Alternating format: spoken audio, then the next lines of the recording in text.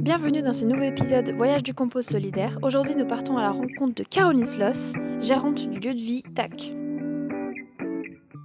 Bonjour Caroline, est-ce que vous pouvez me présenter TAC? Moi c'est Caroline, j'ai 36 ans, je suis la gérante de TAC, donc un lieu de vie de quartier qui a ouvert au mois de juin entre le quartier de Vauban et Kermes et celui de Loisem. Donc on est un lieu où on souhaite que la convivialité et la chaleur soient présentes. On propose aux gens de venir soit se restaurer le midi, on a également un espace de coworking, vous pouvez venir travailler également en mode salon de thé. On propose des ateliers pour les adultes et les enfants également, et puis on fait des petits événements type marché de Noël, on va refaire un marché de créateurs lillois, des brunchs, des privatisations également pour les entreprises. Donc on essaye de proposer différents types d'activités. Au niveau des gens qu'on souhaite toucher, essentiellement c'est un lieu de vie de quartier, donc les gens du quartier qui puissent se retrouver. TAC, à la base aussi, c'est la volonté en fait de créer un lieu éco-responsable. Ce que la planète nous propose, derrière, essayer d'être respectueux de ça. On essaye avec vous justement les enchanteurs de réduire les déchets. Également dans tous les travaux qu'on a fait, on a réisolé correctement ici pour réduire notre empreinte énergétique. On a réisolé en fibre de bois. On n'a pas mis du placo, on a mis des panneaux bois.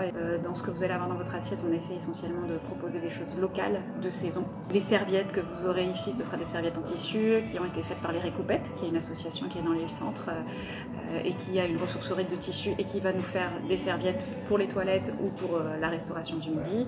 Également dans cette dimension de protection de l'environnement, il y a aussi la notion de récup et tous les meubles que vous aurez chez TAC, ce sont des meubles récupérés via Le Bon Coin, Emmaüs, la marketplace de Facebook, mais quasiment rien n'est neuf quand vous allez venir vous asseoir chez TAC. La vaisselle également, c'est de la vaisselle de récup. Voilà, c'est quelque chose qu'on souhaitait, qu'on trouvait important pour réduire également les quantités qu'on peut amasser chez soi.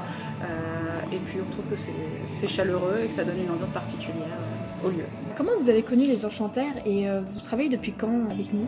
Alors les enchanteurs, j'en ai entendu parler justement grâce à une association de quartier qui s'appelle Vauban et Kermes, qui nous avait envoyé un mail nous annonçant que l'association alors lançait les enchanteurs. Et donc je vous ai contacté pour avoir des renseignements, savoir comment ça fonctionnait. Et en fait ça s'est mis en place assez rapidement. J'ai eu une rencontre avec une personne de chez vous qui m'a expliqué comment ça allait se passer. Puis la semaine d'après, on a eu un bac de compost pour tester. Et puis après, toutes les semaines, 2 fois par semaine, vous venez récupérer nos biodéchets. Et donc on travaille ensemble depuis le mois de septembre 2021 maintenant, donc ça fait 6 mois que vous récupérez nos déchets. Nos clients aussi voient en fait que vous venez 2 fois par semaine récupérer les déchets dans un bac, et je trouve que ça joue aussi, je pense, dans leur conscience de dire tiens, ils font l'effort aussi. Du coup, la loi Grenelle concernant le tri à la source des déchets, elle ne passera que fin décembre.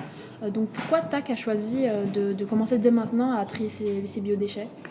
Alors déjà, la loi, en fait, je l'ai apprise que quand je vous ai contacté. Je ne savais même pas qu'il allait y avoir une loi qui allait imposer aux professionnels de réduire ces déchets ou de les traiter. Moi, la première chose déjà, c'est que je n'aime pas jeter, j'aime pas gaspiller. Et donc je me suis dit, si mes déchets, je peux les donner à quelqu'un qui va les valoriser et en faire quelque chose de bien pour d'autres personnes, c'est tout bénéfique. Et donc la deuxième raison, c'est également d'éviter de jeter. Et d'avoir autant de déchets devant notre pas de porte et peut-être que si tout le monde se met à réduire ces déchets, les camions poubelles passeront peut-être un peu moins souvent, donc pollueront moins. Donc voilà, c'est tout un cercle vertueux qui va peut-être se mettre en place. Enfin, une autre raison, c'est que si nous, en tant que professionnels, on s'y met pas, comment le particulier va-t-il le faire? Je me dis, on a un rôle à jouer aussi petit qu'on soit. On n'est pas des gros industriels, justement. Je me dis, c'est peut-être les plus gros qui devraient faire beaucoup plus d'efforts que nous.